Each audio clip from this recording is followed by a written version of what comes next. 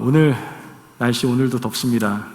다음 주도 더울 예정인 것 같습니다. 이 무더위 속에서도 주님의 사랑 가운데에서 평안한 삶을 누리실 수 있는 우리 임마누엘 가족들 되시길 간절히 바랍니다. 우리는 지금 두 번에 걸쳐서 하나님의 교회인 우리가 건강하게 세워질 수 없도록 방해하는 내면의 적에 대해서 함께 말씀을 듣고 있습니다. 첫 번째 내면의 적이 뭐라고 말씀드렸죠? 욕구 중에 욕구인 게으름에 대해서 말씀을 드렸습니다. 내가 지금 게으름 가운데 있다, 그러면 내면의 적에 지금 당하고 있다라고 생각하시면 됩니다. 그리고 두 번째 적이 뭐라고 얘기했습니까? 저번주에 말씀드렸는데요. 나쁜 습관이라고 말씀드렸습니다. 우리가 타고난 기질보다 더 압도적으로 우리의 영향을 끼치는 게 바로 나쁜 습관이라고 여러분에게 말씀을 드린 것이죠. 여러분, 나쁜 습관 빨리 고치지 않으시면은 여러분의 인생이 참으로 괴로울 수밖에 없다는 걸 기억하시고, 또한 더 나아가 주님의 몸된 교회인 성전인 우리가 온전히 세워질 수 없다는 걸 기억하시고 빨리 정리하실 수 있기를 부탁드리겠습니다. 오늘 세 번째 내면의 적에 대해서 말씀드리려고 합니다. 그것은 바로 열등감입니다. 성경은 믿음의 사람인 우리에게 분명히 우리가 어떠한 존재를 명확하게 표현하고 있습니다. 여러분 어떤 사람들입니까? 베드로전서 2장 9절 말씀, 제가 너무나 좋아하는 말씀이거든요. 예수님을 믿고 난 다음에 내가 이러한 사람이구나 라는 것 때문에 너무나 기분이 좋았습니다. 같이 한번 봉독하도록 합니다. 시작. 그러나 너희는 택한 족속이요 왕같은 제사장들이요 거룩한 나라요 그의 소유가 된 백성이니 이는 너희를 어두운 데서 불러내어 그의 기이한 빛에 들어가게 하신 이의 아름다운 덕을 선포하게 하려 하심이라. 아멘. 여러분, 우리는 예수님을 믿음으로 어떻게 되었다라는 거예요? 선택받은 족속이고 왕같은 제사장이고 거룩한 나라고 더 나아가 소유된 백성이 되어서 이제는 아름다운 덕을, 복음을 선포하는 귀한 존재가 되었다라고 분명히 성경은 우리에게 말해주고 있는 겁니다. 이 얘기는 좀 더 쉽게 표현하자면 하나님이 사랑하시는 아들, 딸들이 되었다라고 성경은 우리에게 명확하게 표현해주고 있다라는 것이죠. 우리가 이 사실을 이해하고 누리고 살아간다고 한다면 늘 기쁨과 감사와 감격 속에서 살아가셔야만 합니다. 내가 무엇인데, 내가 도대체 뭔데 선택받은 족속이고 왕같은 제사장이고 거룩한 나라고 내가 어떻게 소유된 백성이지? 내가 감히 어떻게 그 아름다운 덕을 선포할 수 있는 존재가 된 것이지? 여러분, 이런 감동 속에서 감격 속에 살아가야 될 겁니다. 그러나 안타깝게도 적지 않은 많은 분들이 기쁨과 감사 속에서, 감격 속에 살지 못하고 있다는 것을 우리는 보게 된다는 것이죠. 그 이유가 뭘까요? 나 분명 하나님의 자녀잖아요. 믿음의 백성이잖아요. 그러면 기쁨 속에 살아가야 된다며요. 그런데도 불구하고 왜 기쁨 가운데 살지 못하고 불안과 초절과 걱정과 염려와 근심 속에서 우리는 살아가고 있는 것입니까? 그것은 바로 우리 내면의 적인 무서운 열등감에 붙잡혀 있기 때문이다라는 것을 우리는 성경을 통해서 알 수가 있게 됩니다. 물론 제가 열등감이라고 표현을 하니까 여기에서 별로 반응이 없으신 분들이 있어요. 목사님, 저는 열등감이라는 단어 자체를 몰라요. 열등감이 뭔데요? 저는 열등감이라고는 전혀 관계가 없습니다. 상관이 없는 사람입니다 라고 말씀하시는 분들이 있을 거라 생각합니다. 그래서 열등감 자기진단 테스트를 한번 해보려고 합니다. 한번 보시죠. 자, 지금 총 7가지의 질문인데 여기에 해당되는 부분이 없는지 한번 돌아볼게요. 자, 우리 손가락을 이렇게 딱 피시고 하나씩 걸리는 게 있으면 이렇게 접으실 텐데 앞에 이렇게 대놓고 보시면 다른 사람들이 볼 수 있으니까 밑으로 조그맣게 내려가지고 하나씩 이렇게 접어보시기를 바랍니다. 제가 한 번씩 불러드리면 이렇게 몰래 숨겨서 한 번씩 접어보시는 겁니다. 자, 다른 사람부터 사소한 비판을 받았을 때 기분이 상당히 나쁘다. 어떠십니까? 별로 큰 것도 아니야. 아주 사소한 비판인데 날 비판해? 네가 뭔데? 굉장히 기분 나빠하시는 분이 있을 수 있어요. 한번 접어보시고요. 두 번째, 본인의 업무나 일처리가 완벽하지 않아서 기분이 굉장히 언짢은 분들이 계세요. 이런 분은 계실 겁니다. 한번 접어보시고요. 세 번째, 나는 분명 가치 있는데 나는 왜 이렇게 외롭지? 꼭 외부인처럼 느끼는 분들이 있습니다. 거기에 포함되지 못하고 언제나 나는 외톨이다라고 느껴지는 분들이 있죠. 외부인처럼 느껴지는 분들이 있을 거예요. 한번 접어보시고요. 본인이 가치 있는 사람처럼 전혀 느껴지지 않는다. 나는 왜 이래 도대체, 뭐 이렇게 가치 없다라고 느껴지는 분이 계시다면 접어보십시오. 또한 다른 사람들의 장점과 자기 자신을 자주 비교한다, 비교 많이 하시는 분들 접으시기 바랍니다. 여기에서는 상당히 많이 접으실 것 같기도 한데요. 그 다음에 동료들보다 덜 유능할까 봐 걱정된다. 이것도 어떻게 보면 비교에서 나올 수 있는 것 같아요. 마지막, 첫 번째와 비슷한데 다른 사람으로부터 피드백이나 비판을 받을 때 굉장히 예민하게 반응한다. 피드백이 나쁜 건 아니잖아요. 그 사람의 발전을 위해서 제시하는 건데 그것도 듣기 싫어, 그것도 듣기 싫어. 이러한 사람도 있을 수 있다는 거죠. 자, 손가락 살며시 접으신 거 살펴보시고요. 하나도 없다, 손 두지 마세요. 제가 당황할 수 있으니까. 그런데 아마 다 접으셨을 거라고 생각해요. 최소한 하나 이상은 접으셨을 거라고 생각을 합니다. 생각보다 아마 이렇게 생각이 드셨을 거예요. 이 질문을 보니까 내 안에 열등감이 있나 보네 라고 생각이 드신 분이 있을 수도 있을 거라고 생각을 합니다. 우리는 열등감이 없다라고 생각하지만 우리가 가지고 있는 모든 종류의 상한 감정이 공통적으로 열등감을 일으키게 되거든요. 어떻게 보면 이 말로 정리해서 우리가 생각해 보면 원죄를 가지고 있는 인간이라고 한다면 모두 다 열등감을 가지고 있을 수 있다라고 우리는 생각해 볼 수 있는 겁니다. 열등감에 대한 정의를 찾아보니까 이렇게 정의를 하더라고요. 같이 한번 읽어볼까요? 열등감의 정의입니다. 시작! 자기 자신에 대한 평가절하하고 부정적인 생각을 하는 마음. 제가 다시 한번 읽어드릴까요? 자기 자신에 대해서 평가절하하고 부정적인 생각을 하는 사람입니다. 즉 자신의 실제 능력이 있고 없고는 그건 중요한 게 아닙니다. 그냥 스스로 자신에 대해서 부정적으로 생각하여 자신 없어하는 그러한 모습이 바로 열등감이다라는 것을 우리는 알 수가 있게 됩니다. 자, 그렇다면 이 열등감 그렇게 좋은 건 아닌 것 같거든요. 도대체 이 열등감이 도대체 왜 생기는 겁니까? 그 원인이 무엇입니까? 열등감의 대표적인 원인을 두 가지로 살펴볼 수 있습니다. 첫 번째가 바로 비교의식이고요. 두 번째가 결핍입니다. 비교의식과 결핍을 통해서 우리는 열등감을 갖게 된다라는 것이죠. 이 열등감을 가장 잘 표현해주고 있는 성경 구절이 하나 있는데 사무엘상 18장 8절 말씀입니다. 제가 읽어드릴게요. 사울이 그 말에 불쾌하여 심히 노하여 이르되 다윗에게는 만만을 돌리고 내게는 천천만 돌리니 그가 더 얻을 것이 나라 말고 무엇이냐고 이렇게 말을 합니다. 지금 사울을 보면 다윗과 자신을 어떻게 하고 있어요? 비교하고 있습니다. 아니 왜 다윗은 만만이고 나는 천천이야? 나는 왕이고 쟤는 신한데 어떻게 쟤가 만만이고 내가 천천이야? 굉장히 기분이 나쁜 겁니다. 지금 이런 비교의식 속에서 뭘 갖게 되는 거예요? 열등감을 갖게 되었다라는 것이죠. 여러분 사울만 그럴까요? 그렇지 않아요. 우리도 다른 사람들과 자신을 비교하는 그런 열등감을 가지고 있을 때가 참 많이 있습니다. 집 크기를 보면서 비교를 합니다. 누구는 1600에 살고 누구는 2600 스퀘어핏에 산다느니 누구는 1층이고 누구는 2층이고 뭐 이런 여러 가지 집 크기를 통해서 비교하는 분들이 계십니다. 또한 직업에 따른 연봉에 대해서 비교하는 분들도 계시죠. 또 차에 따라서 어떤 사람은 BMW, 그죠? 어떤 사람은 뭐 반츠, 뭐 이런 거 제가 정확한 명칭을 댈 수 없으니까 뭐 이런 걸로 이렇게 비교하는 사람들도 있습니다. 학력을 비교하는 사람도 있고요. 각자 자신의 능력치에 대해서 비교하는 사람들도 있습니다. 이걸로 끝나면 말도 안 해요. 몸매, 얼굴, 신체적인 조건을 통해서 비교하며 열등감을 갖고 있는 사람들도 있다라는 거예요. 어떤 조사에 의하면 만일 자신의 외모를 바꿀 수 있다면 바꾸시겠습니까? 라는 질문을 던졌대요. 조사를 해봤대요. 남자가 94% 나왔고요. 여자가 대단합니다. 99%가 나왔대요. 자신의 외모를 바꾸고 싶다라는 거예요. 어느 한 군데라도 바꾸고 싶다라는 거예요. 아니면 뭐 여유만 된다면 전체를 다 공사하고 싶으신 분들도 계시다라는 표현을 하더라고요.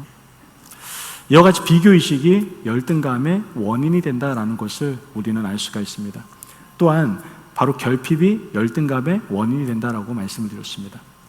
성장 과정에 따라서 아빠가 빨리 돌아가셨거나 어머니가 빨리 돌아가셔서 편부가 되신 분들, 가정의 어떤 상황에 따라서 말이죠. 그랬을 때 그 사람들에게는 부성 컴플렉스나 모성 컴플렉스가 생길 가능성이 상당히 많습니다.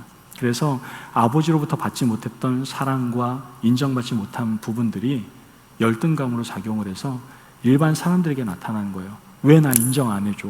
왜 나 사랑 안 해줘? 이렇게 열등감으로 나타나는 경우가 있다라는 것이죠. 즉 가족에게 사랑받지 못하고 인정받지 못한 그 사람은 결핍을 통해서 열등감을 가질 수가 있게 된다는 겁니다. 사탄은 성도인 우리에게 쉼없이 비교의식과 결핍을 통해서 열등감을 불어넣어주고 우리로 하여금 넌 가치 없는 사람이야, 넌 무시당할 사람이야 라고 얘기하면서 우리에게 낮은 자존감을 형성시켜버린다라는 것이죠. 문제는요, 우리 안에 이 내면의적인 열등감에 사로잡히게 되면요, 우리에게 있어서 가장 소중한 것들을 너무나 많이 잃어버리게 된다는 것이 큰 문제다라는 거예요. 그렇다면 여러분들이 내면의적인 열등감을 가지게 될 때 잃어버리게 되는 소중한 것들이 무엇일까요? 오늘은 이거 시간이 없어서 간단하게 말씀드릴게요. 첫 번째, 꿈을 잃어버리게 돼요, 여러분. 열등감이 꿈을 사라지게 만듭니다. 민수기 13장 33절 우리가 너무나 잘 아는 말씀이죠. 거기서 네피림 후손인 아낙 자손의 거인들을 보았나니 우리는 스스로 보기에도 메뚜기 같으니 그들이 보기에도 그와 같았을 것이니라. 자, 이스라엘 백성들이 하나님께서 약속하신 적과 꿀이 흐르는 가나안 땅을 향해 가다가 크게 흔들리기 시작합니다. 그 흔들린 이유가 무엇이냐? 바로 메뚜기 컴플렉스, 열등감이었다라고 성경은 얘기하고 있는 거예요. 약속의 땅 가나안 땅을 가서 보니까 아낙 자손이라고 하는 거인이 사는데 그들에 비하니까 우리가 뭐로 보이는 거예요? 메뚜기로 보인다라는 거예요. 자기가 정말 메뚜기였습니까? 아니잖아요. 인간이잖아요. 그런데 왜 인간을 메뚜기 취급합니까? 열등감에서부터 시작됐다라는 것이죠. 정탐을 하러 간 사람도 열등감에 빠져 있었고, 또한 그 정탐꾼이 보고한 것을 들은 이스라엘 백성들조차도 열등감에 사로잡혀 있었던 것을 우리는 성경을 통해서 볼 수가 있게 되는 겁니다. 결국 그 열등감으로 말미암아 이스라엘 백성들은 꿈을 잃어버리게 됩니다. 이런 열등감은요, 꿈만 잃어버리게 만드는 게 아니에요. 여러분, 사람도 잃게 만듭니다. 열등감이 있으신 분들은 주위에 사람이 없어요.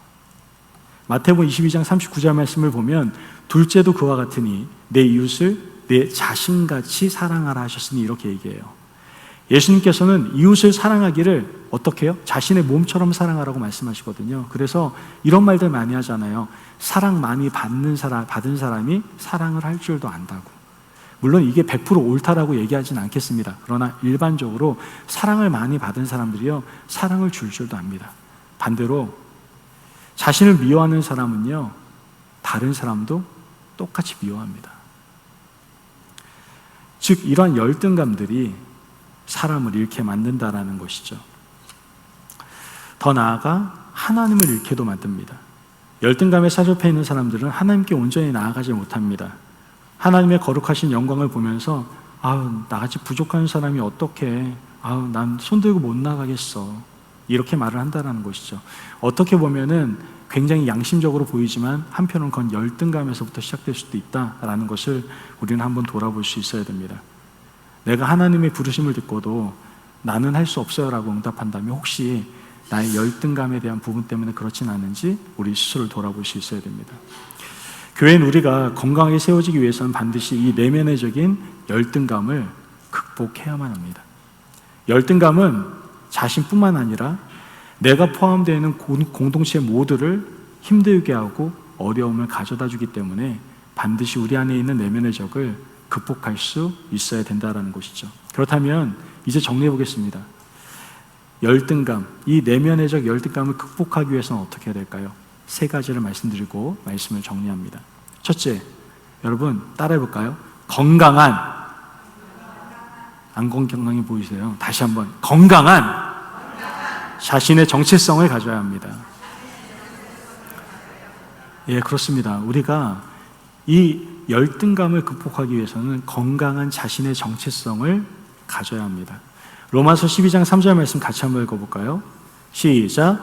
내게 주신 은혜로 말미암아 너희 중 한 사람에게 말하노니 마땅히 생각할 그 이상의 생각을 품지 말고 오직 하나님께서 각 사람에게 나눠주신 믿음의 분량대로 지혜롭게 생각하라. 아멘. 이걸 현대어 성경으로 제가 다시 한번 읽어드릴게요.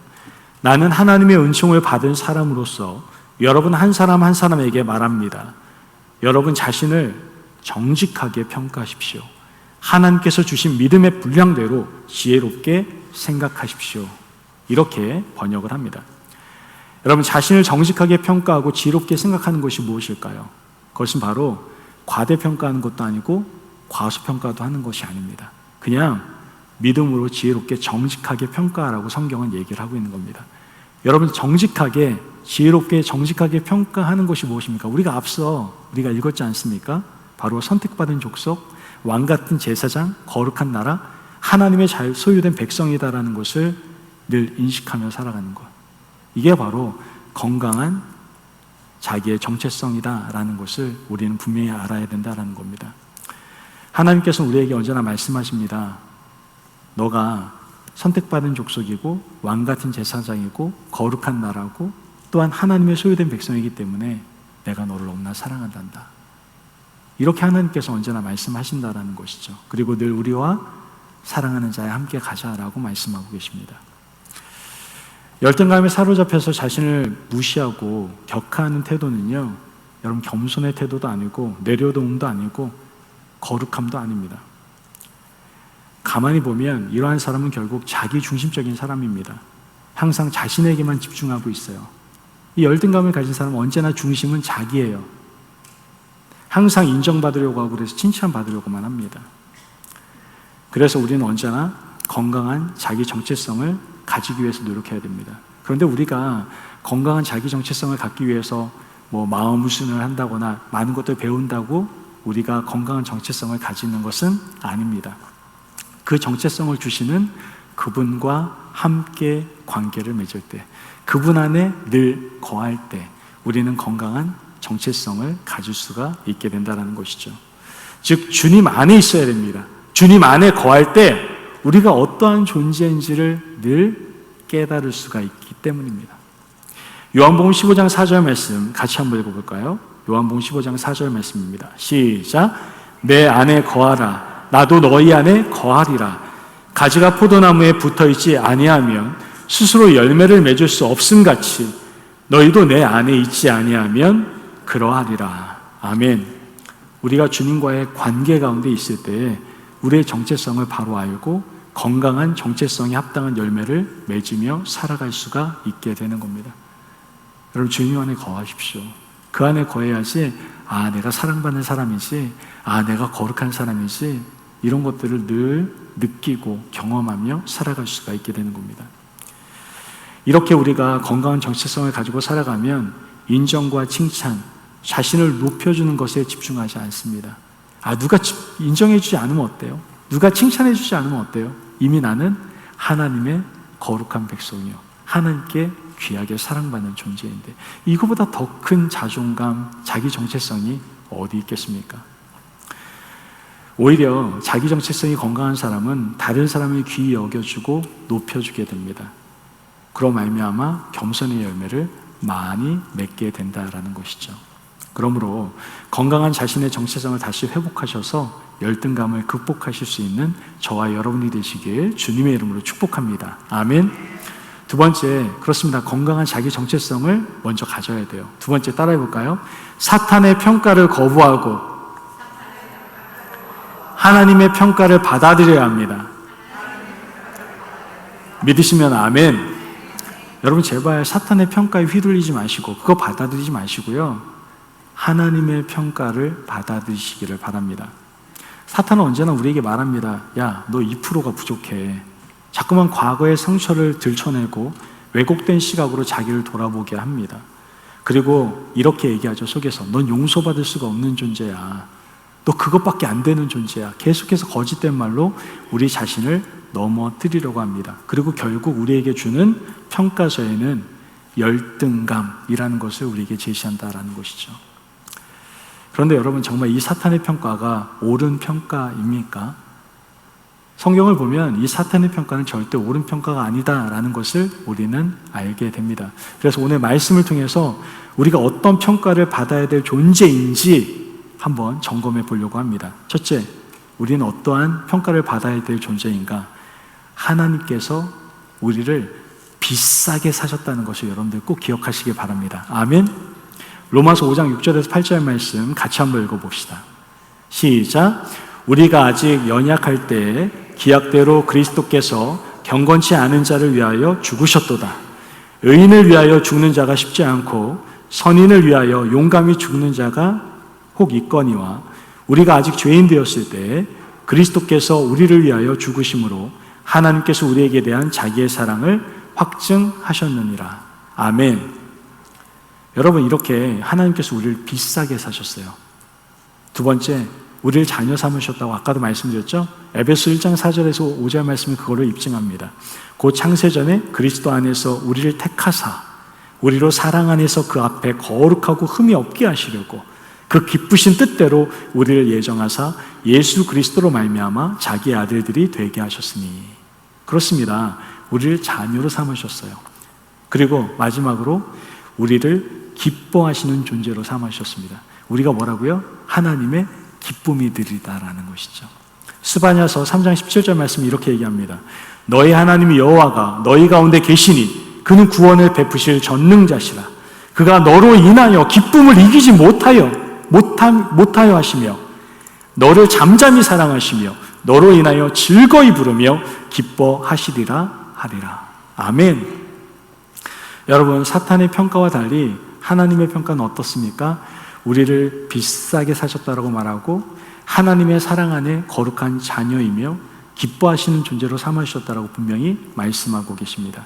여러분, 제발 받아들이는 건 누구 몫이에요? 우리 몫이에요. 사탄의 평가를 받아들이지 마시고 하나님의 평가를 받아들이십시오. 그러므로 사탄의 평가가 아닌 하나님의 평가로 인하여 열등감을 극복하실 수 있는 저와 여러분이 되시길 주님의 이름으로 축복합니다. 아멘. 마지막으로 따라해 볼까요? 열등감의 자리에서 하나님께 감사하고 내어놓아야 합니다. 믿으시면 아멘. 이 열등감의 자리에서 하나님께 감사하고 내어놓아야 합니다. 여러분에게는 과연 어떤 열등감이 있으십니까? 어떤 연약한 부분이 있으십니까? 우리는 자꾸만 열등감을 어떻게 하려고 그래요? 감추려고 합니다. 자꾸만 부끄럽기 때문에 숨기려고 합니다. 그러나 숨길 필요 없습니다. 부끄러워할 필요도 없습니다. 그 약함 때문에 하나님께서는 우리를 택하여 주셨고 그 약함 때문에 하나님의 관심이 누구한테 있는 거예요? 바로 우리에게 있다라는 것이죠. 그리고 더 나아가 그 약함을 강함이 되게 하셔서 우리를 귀하고 복되게 사용하신다라는 겁니다.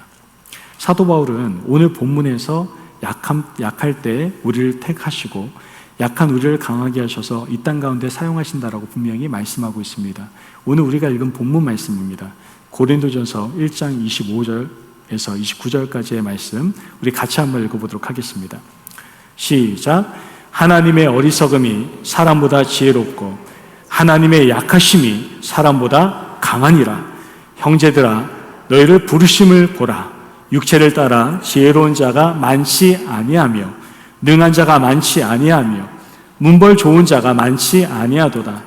그러나 하나님께서 세상에 미련한 것들을 택하사 지혜 있는 자들을 부끄럽게 하려 하시고 세상에 약한 것들을 택하사 강한 것들을 부끄럽게 하려 하시며 하나님께서 세상에 천한 것들과 멸시받는 것들과 없는 것들을 택하사 있는 것들을 폐하려 하시나니 이는 아무 육체도 하나님 앞에서 자랑하지 못하게 하려 하심이라. 아멘. 여러분, 열등감의 자리에서 하나님께 감사하며 좀 내어놓으시기를 바랍니다.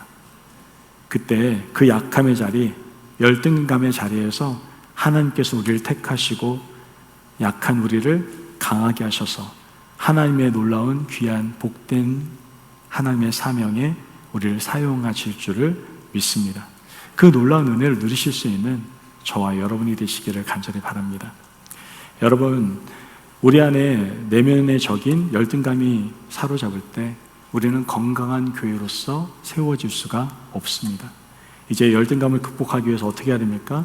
건강한 자기 정체성을 다시 가지시고 사탄의 평가가 아닌 하나님의 평가를 받아들이시며 열등감의 자리에서 하나님께 감사하고 메어놓음으로 나아갈 수 있는 저와 여러분이 되시기를 주님의 이름으로 축복합니다. 아멘.